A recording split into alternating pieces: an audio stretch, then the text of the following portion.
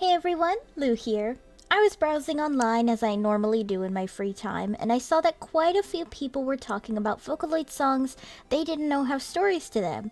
That's why today I thought it'd be fun to talk about Vocaloid songs with stories. Disclaimer that I'm only going over Vocaloid songs with actual stories to them that only have maybe one or two songs, so it's technically not a series. The Particolor Benze series, as an example, is a series, but it is not really a story and more vague themes across a couple of songs. Or Ura Omote Lovers by Wawaka, which isn't really a story and more about a person struggling to separate the feelings of love and lust from either friends or friends with benefits or one-night stand situation. I mean, that's not a story and just kind of singing about feelings, am I right? With that disclaimer out of the way, let's get started.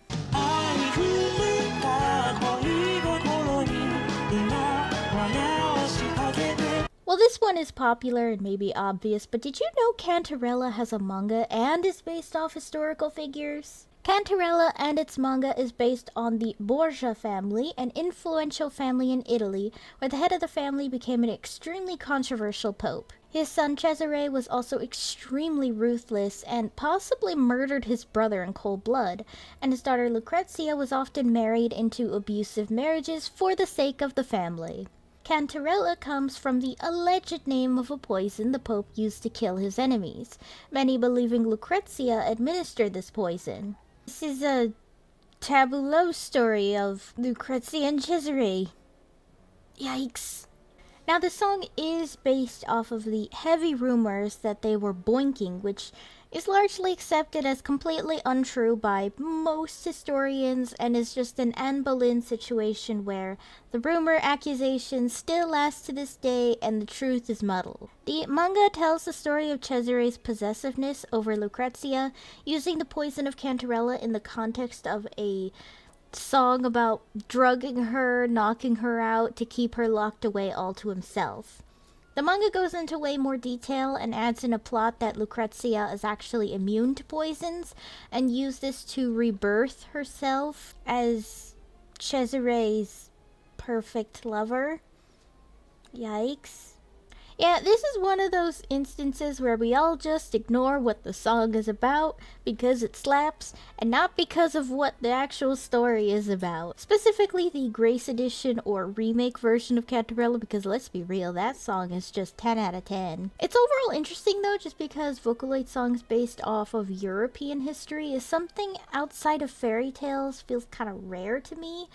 I'm sure it isn't, and there's probably a producer out there who exclusively does that, but at least to me it feels rare.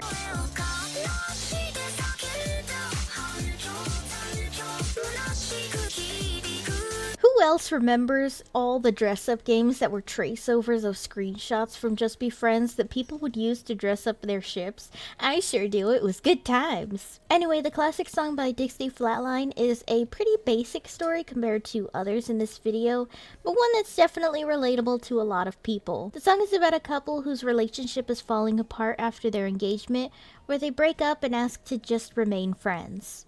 It's ambiguous exactly which one is supposed to be experiencing this here in the song's narration. Some say it's Luca's character, some say it's the male love interest in the song. Personally, I always thought it was the boy's point of view because the song Answer is told through the girl's point of view explicitly about how she's handling the breakup.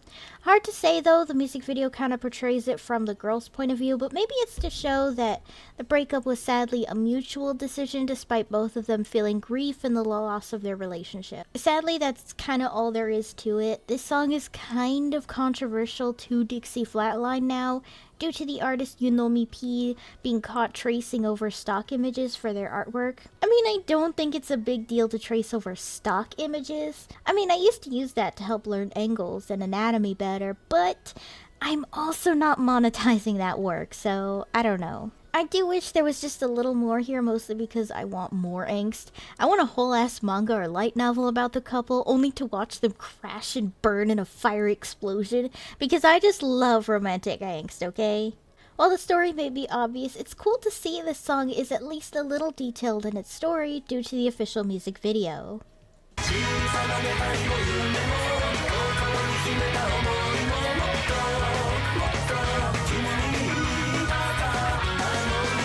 created by the badass SCL project, which is a band in the form of Natsuki, Haku, and Haruaki.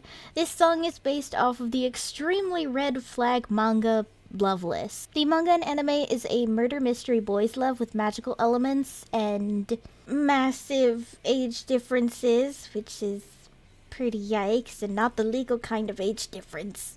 Basically, men and women in this world are born with cat ears that just kind of plop off once they lose their V card. In this case, the main character is 16 with cat ears for obvious reasons, and his love interest is 20-something with no cat ears.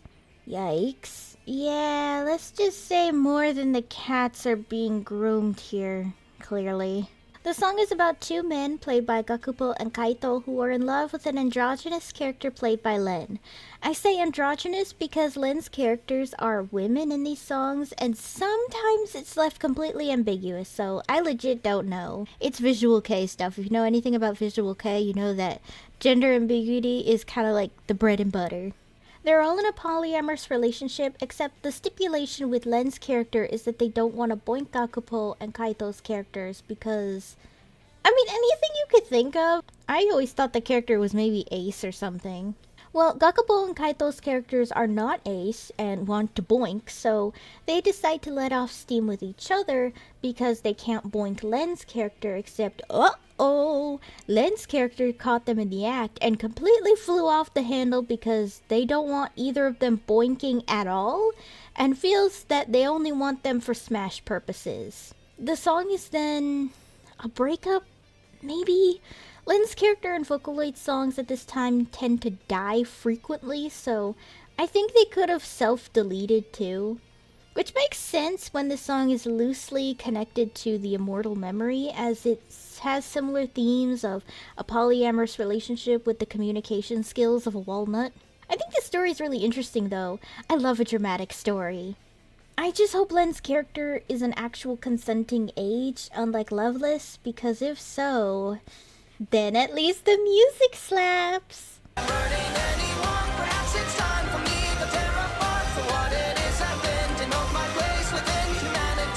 Did you know that Reckless Battery Burns is part of a song series in the first place? This is part of a series called Quailia Automata, created by Ghost, Vane, Monstrosity, Angel Face, Ophelia, I Live In, Carbon Monoxide, and R.I.P. under the name 6x111. It sounds crazy to believe, especially when the song was using generated lyrics to create an overly robotic and almost nonsensical outcome as an experiment by Ghost, just to see what the fuck would happen, you know what I mean? The song is about the character of Tamari, vocally portrayed by the synthesizer V-Voice bank Kevin, who is an AI android created by a woman named Ferouz Khalid, voiced by the synthesizer V-Voice bank Solaria. Ferouz had always been a cold and bitter woman, despite being super gifted, but this spiraled worse after an extremely disastrous divorce with her ex-husband. Wanting to believe she's a good person, she created Tamari and his sister Mariam as androids designed to understand human emotions for the sake of excellent therapy. This goes as well as you think giving human emotions to robots would go, and Tamari rebels, where we get the song Reckless Battery Burns that seems to largely be about his descent into madness as he uses the internet to try and connect with people. It goes full Serial Experiments Lane mode, which Tamari falls into madness as he dives too far into conspiracy theories online, while having unresolved trauma from Ferouz's emotional abuse. Tamari believes he's actually a god and gave himself multiple eyes as he believes it'll make him see other realities, specifically one where maybe Ferouz loved him.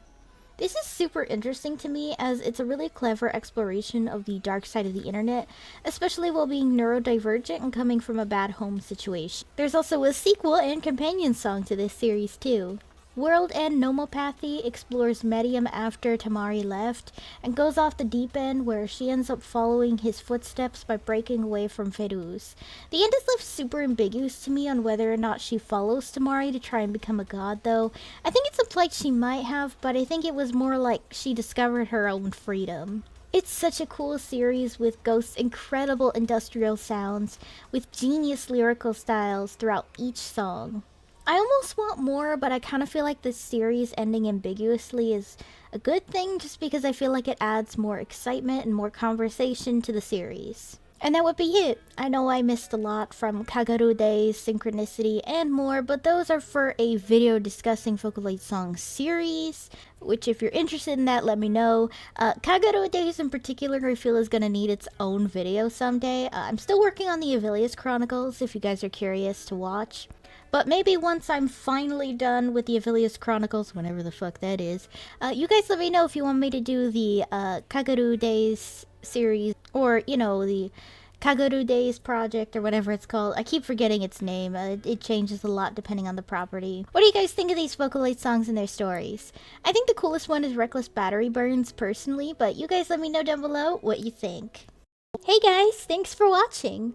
If you liked the video, be sure to give it a thumbs up and consider subscribing if you're new. And if any old or new subs would like to help support my channel in any possible way, my Ko-fi page is down below in the description, along with links to all of my social media tabs. For any subscribers, new or old, who'd like to help with video ideas, or maybe just want to talk about anime or something with some like-minded people, I have a fan server link down below. See you next time!